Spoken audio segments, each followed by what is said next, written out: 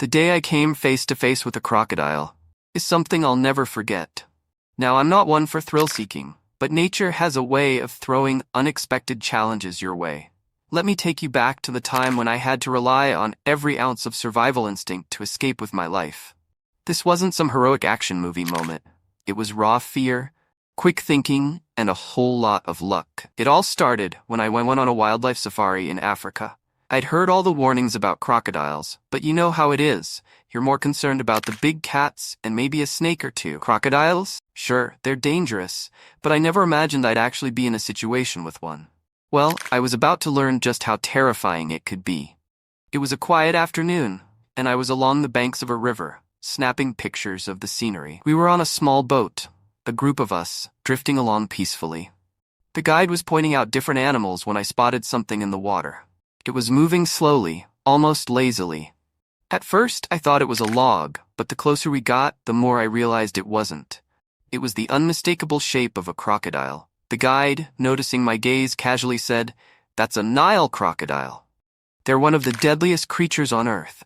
Always keep your distance from them, and never, under any circumstances, get too close to the water." Nodded, half listening, half absorbed in the sight of this incredible animal. But then something shifted in the air.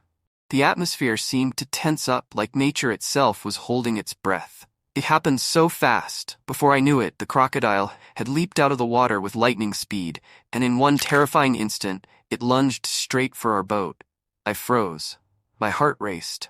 Time seemed to stretch as I watched that enormous mouth snap open, revealing rows of razor-sharp teeth. The boat rocked violently as the crocodile thrashed, trying to drag us into the water. The guide screamed at us to get back, and I could feel my body completely locked in fear. It was as if my brain couldn't process what was happening in real time. Everything went into slow motion as I realized. The boat was sinking, and the crocodile was coming for us.